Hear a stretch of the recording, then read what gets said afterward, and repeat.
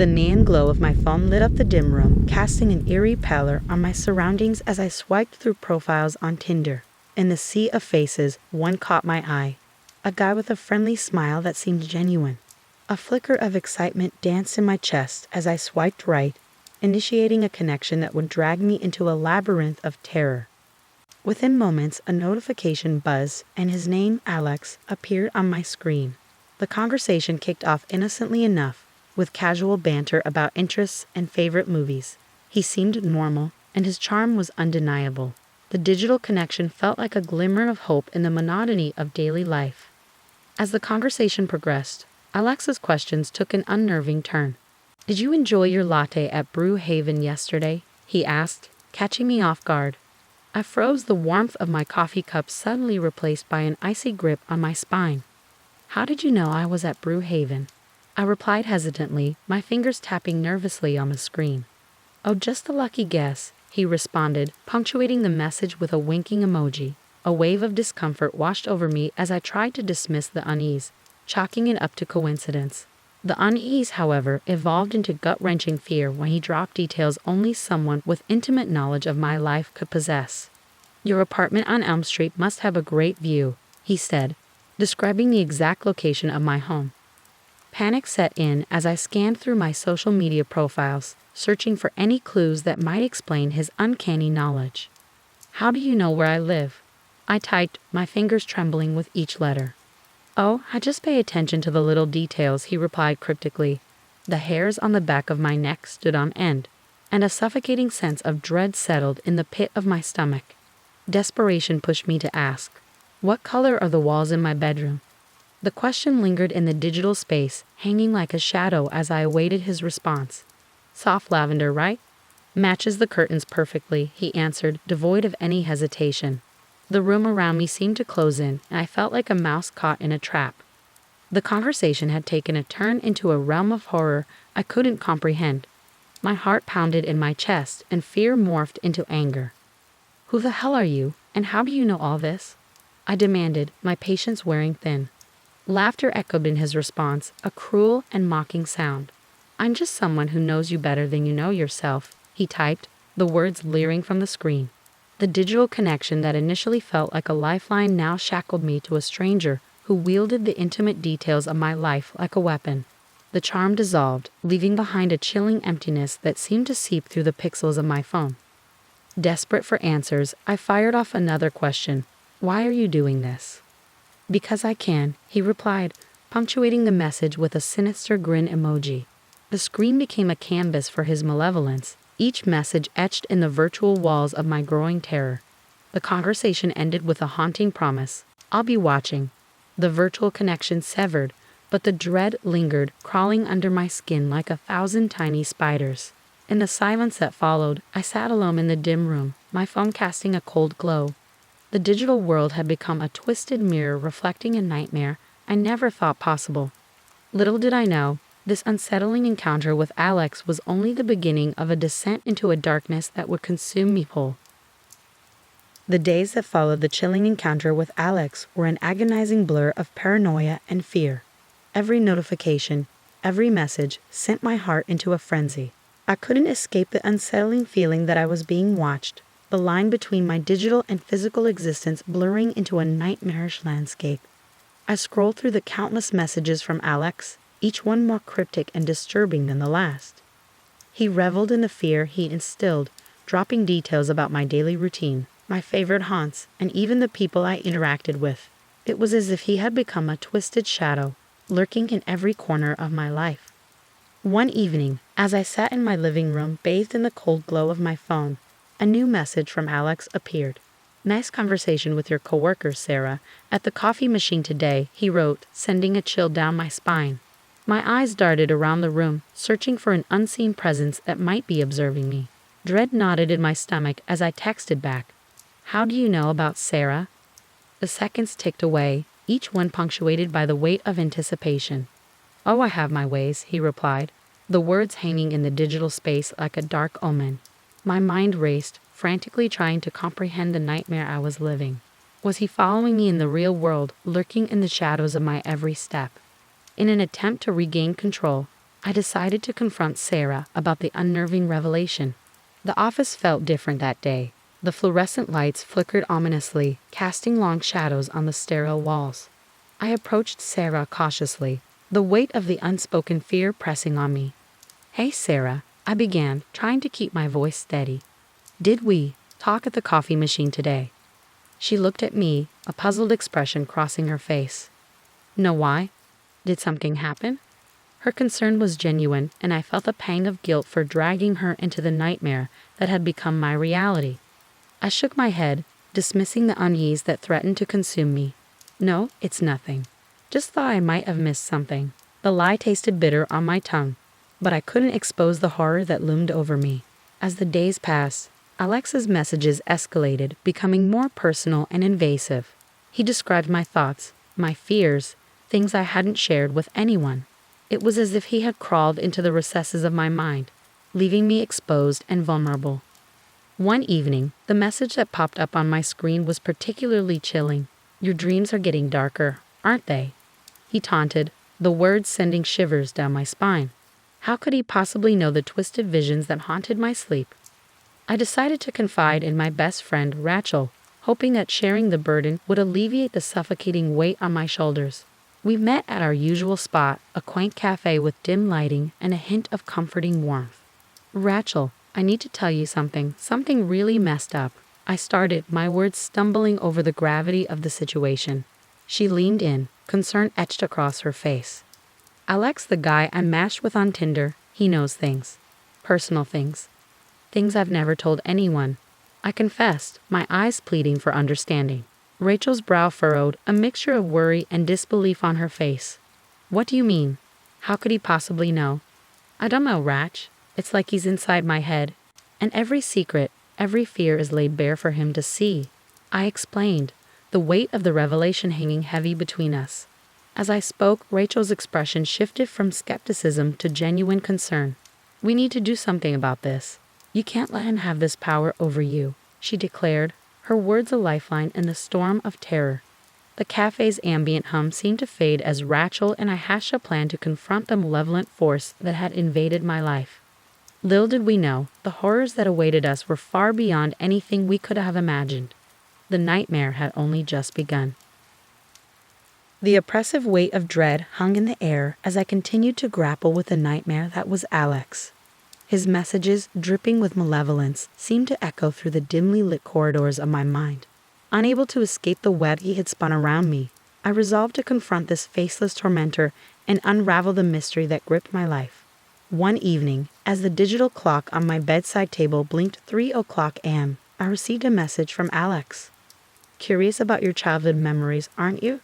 he taunted, the words slicing through the silence of the night. My breath caught in my throat.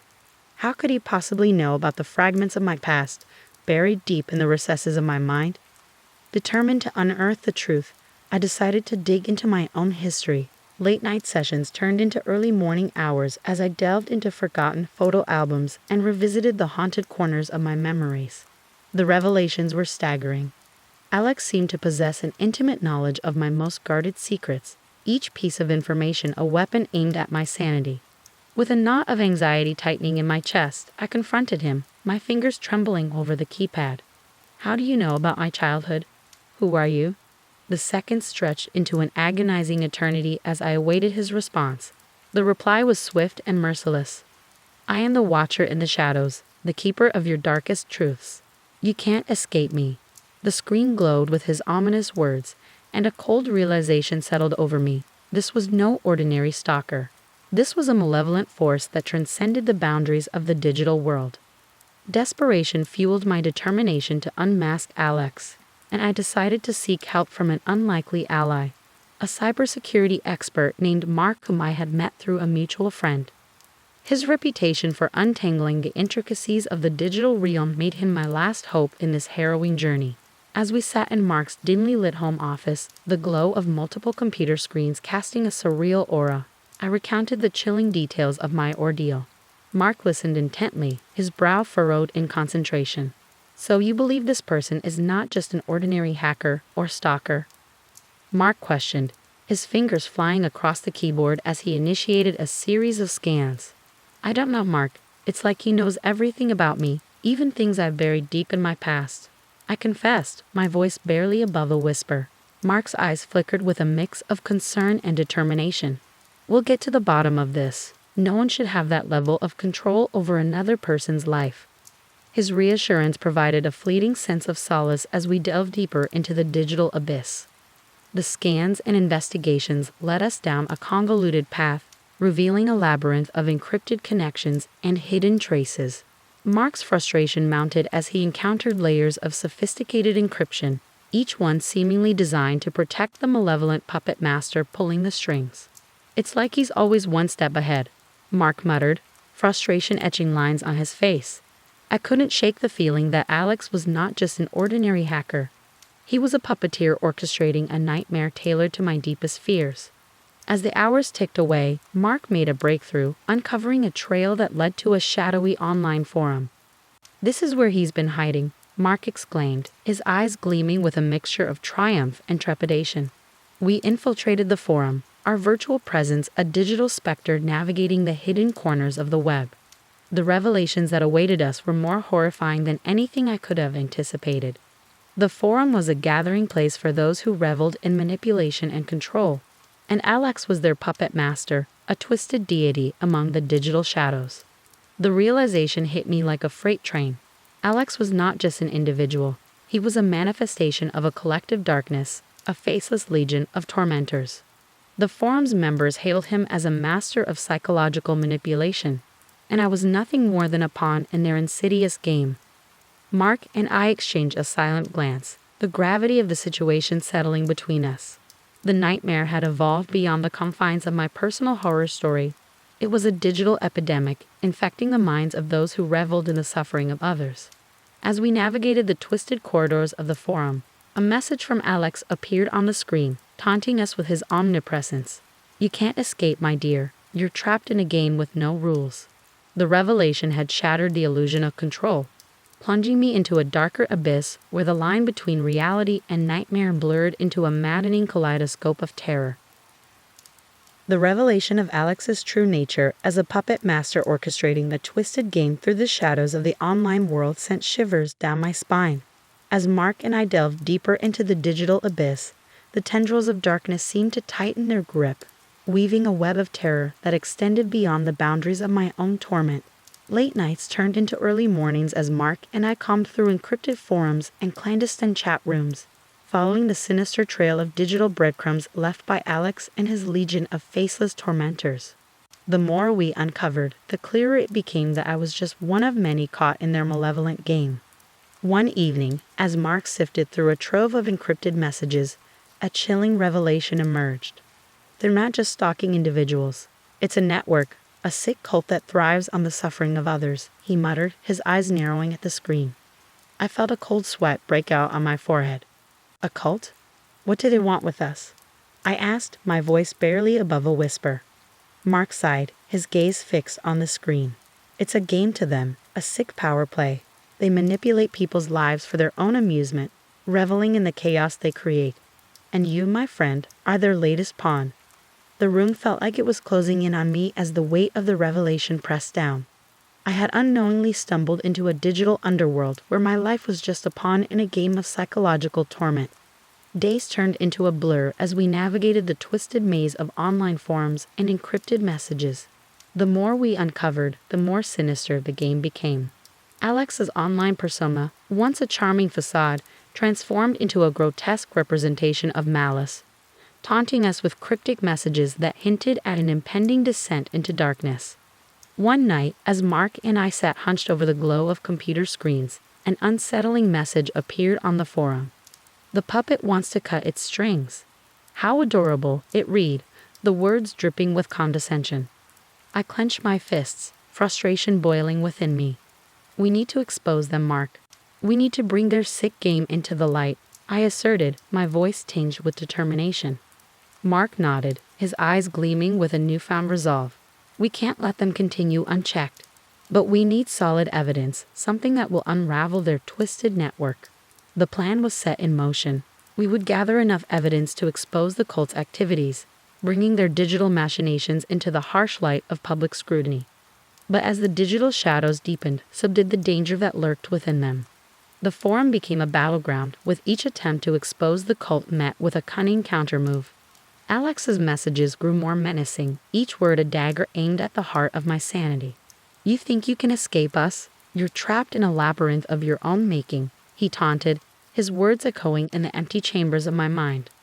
One evening, as Mark and I pieced together the final elements of our plan, a sudden chill gripped the room. The lights flickered, casting long shadows on the walls. A message appeared on the screen, its ominous glow painting the room in an eerie hue. "You can't expose us. We are the architects of your nightmares." The message read, the words pulsating with a malevolent energy. I felt a knot tighten in my stomach. They know what we're planning," I stammered, my voice trembling with fear. Mark's eyes narrowed, a fire burning within them. "We can't let them intimidate us. We have to expose their network and bring them down," he declared, his tone resolute. As the final pieces of our plan fell into place, a wave of anticipation and fear washed over me. The digital shadows, once a refuge for the faceless tormentors, now became the battleground for a confrontation that would either shatter the illusion of their invincibility or plunge me into a darkness from which there was no escape.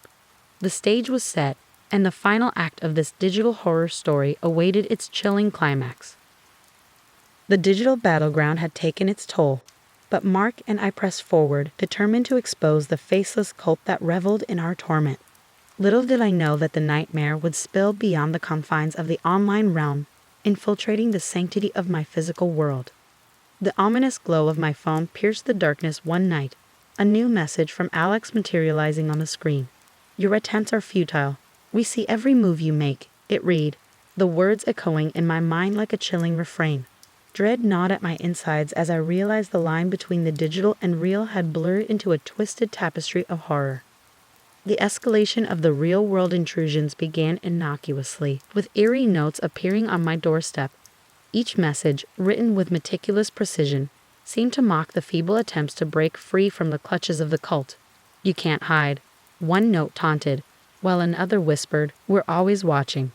Mark and I met in person, seeking solace in the tangible presence of an ally amid the encroaching darkness. As we sat in a dimly lit cafe, the air thick with paranoia, Mark's eyes bore into mine.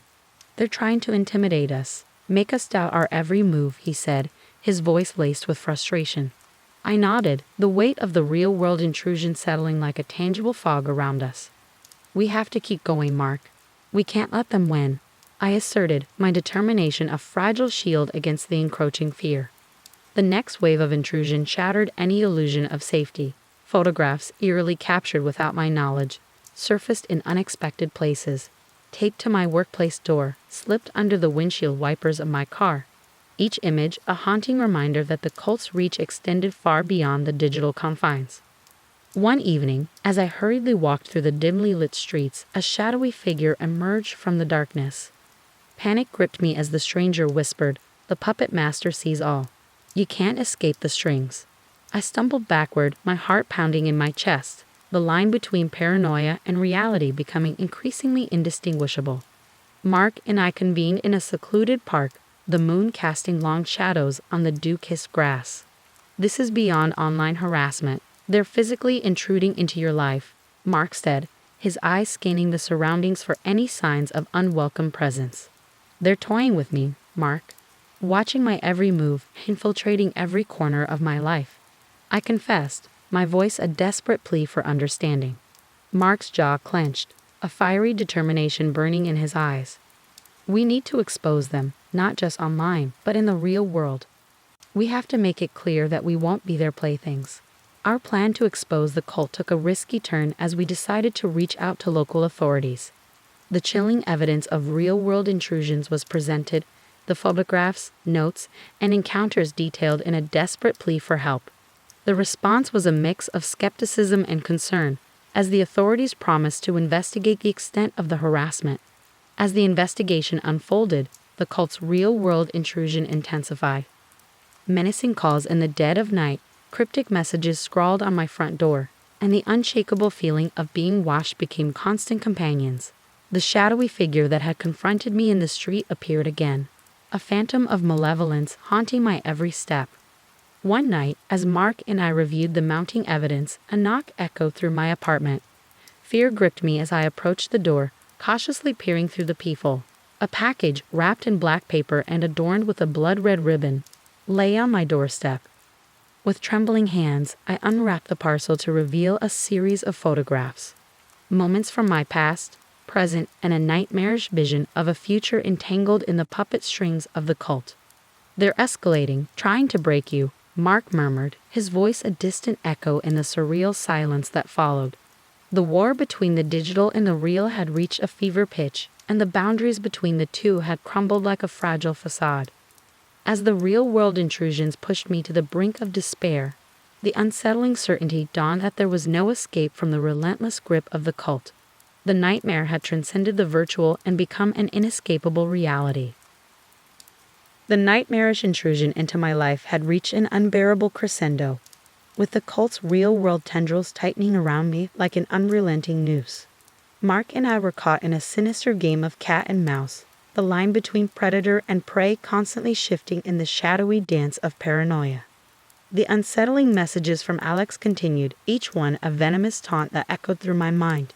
"You can't escape the puppeteer's strings. We control the narrative," he gloated, the words lingering in the digital abyss like a malevolent chant. Mark and I strategized, attempting to stay one step ahead of the cult's relentless pursuit. The digital realm became our battleground, and every keystroke was a move in a chess game with an unseen adversary. As we dug deeper, a chilling revelation emerged. The cult thrived on the chaos they sowed, delighting in the psychological torment of their victims. One evening, Mark and I convened in a dimly lit basement, the hum of computer servers a backdrop to our whispered conversations. "We need to expose their tactics, reveal the patterns of their manipulation," Mark asserted, his eyes burning with a fervor that mirrored my own determination. I nodded, the gravity of our situation pressing down on me. "They want to control the narrative, Mark. Let's flip the script and expose their twisted game to the world," I suggested, the words a desperate plea for a semblance of control. Our plan involved creating a digital breadcrumb trail that would lead the cult into a carefully crafted trap. False information, decoy messages, and a facade of vulnerability were carefully woven into the narrative we presented to the cult, baiting them into revealing the extent of their malevolence. The cat and mouse game intensified as we executed our plan, the virtual dance of deception playing out in the dark recesses of the online forums. Messages exchanged hands, information carefully leaked, and with each move, the tension escalated. The cult, confident in their control, took the bait, leaving a trail of clues that we hoped would lead to their exposure. As the plan unfolded, the real-world intrusions persisted. The shadowy figure continued to haunt my every step, the malevolent whispers echoing in the alleys and dark corners of my daily life.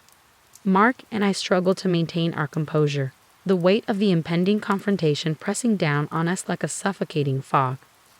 One night, as I navigated the desolate streets, the shadowy figure materialized before me. "You can't escape the puppeteer's gaze," he hissed, the words freezing the blood in my veins. Fear clenched my chest, but determination burned within me like a defiant flame. Mark and I huddled in the basement once more, the glow of computer screens casting an otherworldly pallor on our faces.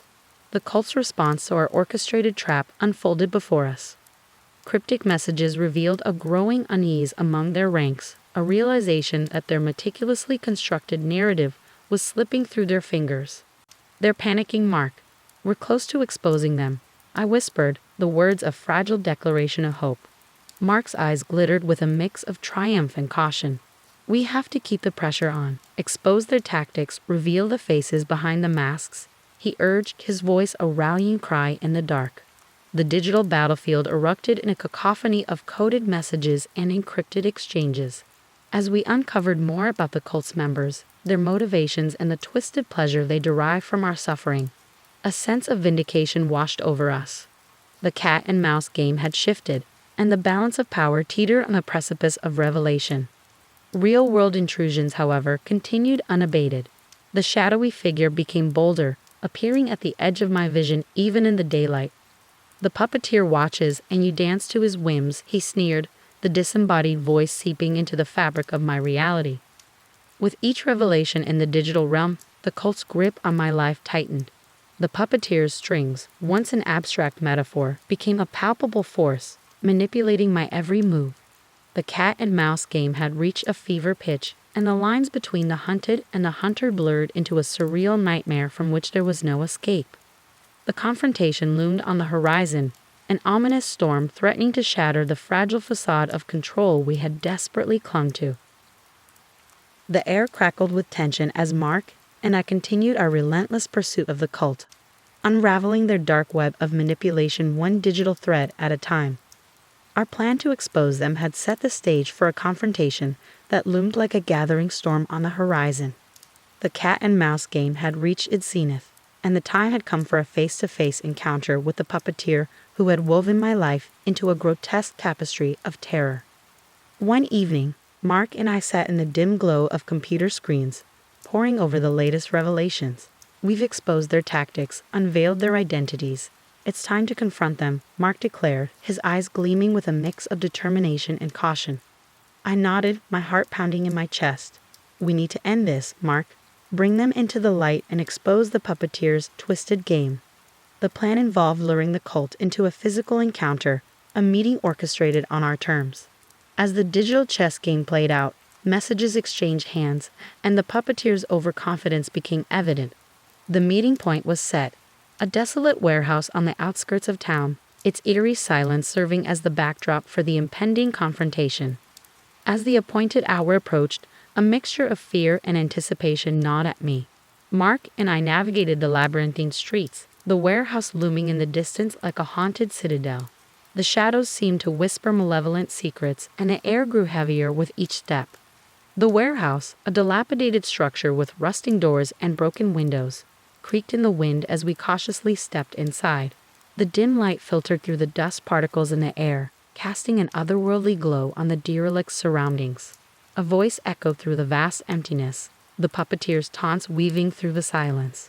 "Welcome to my domain, where puppet strings are pulled and marionettes dance," he sneered, the disembodied voice reverberating off the walls. Mark and I exchanged a glance, our resolve unbroken. "Show yourself. This ends now," Mark shouted, the words echoing into the ominous void. As if materializing from the shadows, the puppeteer emerged, a figure draped in darkness, face obscured by a grotesque mask. The mask's hollow eyes seemed to pierce through the gloom, and a malevolent aura emanated from the puppeteer's presence. "You thought you could unravel our web, expose our secrets?" The puppeteer mocked, the words dripping with arrogance. I stepped forward, my voice firm. "Your twisted game ends tonight. No more manipulation, no more torment." A sinister laughter filled the warehouse, the sound bouncing off the decaying walls. "You're just pawns in a game you can't comprehend. The puppeteer's strings reach far beyond your feeble understanding," he jeered. Mark, undeterred, confronted the puppeteer. "We know who you are, what you've done. The world will see your true face." The puppeteer's laughter escalated, the darkness seeming to swell around him. "The world will see what I allow them to see. You're powerless in the grand scheme of things."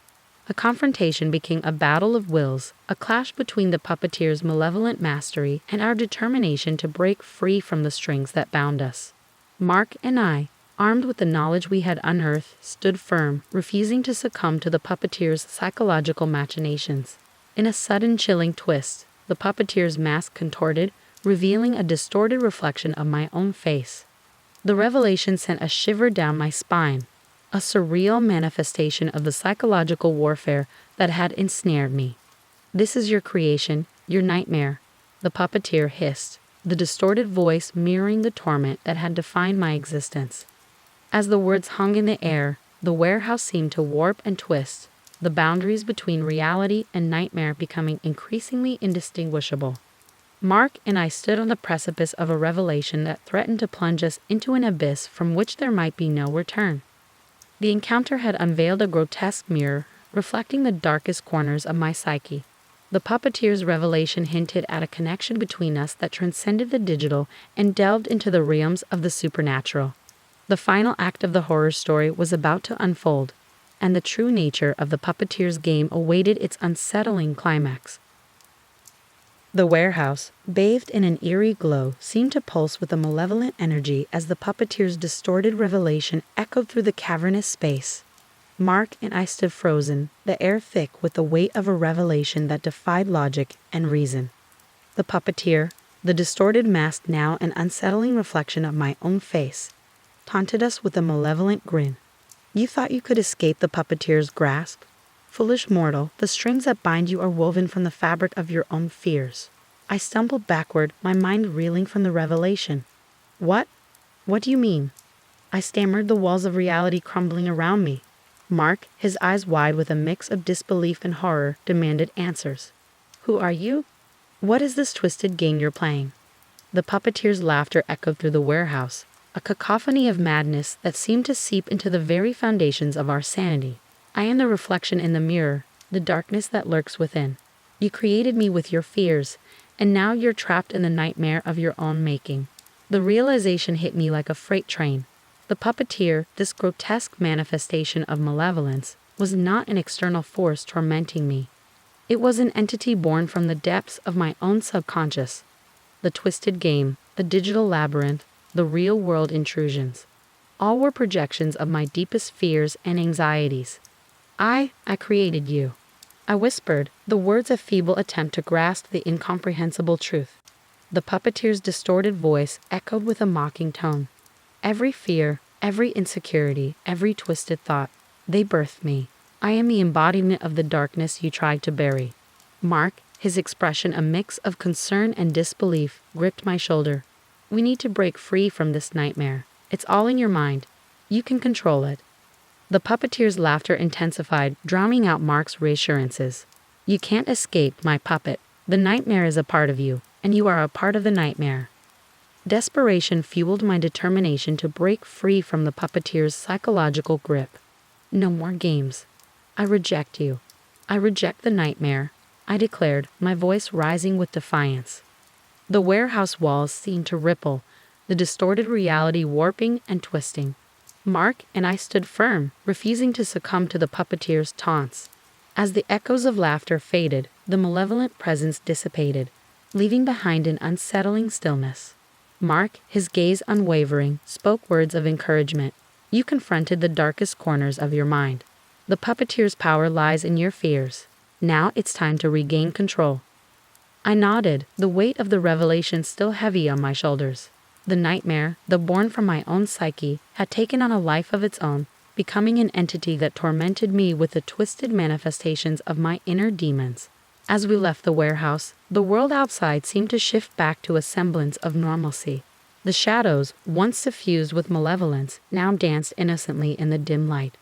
The real-world intrusions, the digital labyrinth, and the puppeteer's ominous presence, all faded like a waking dream.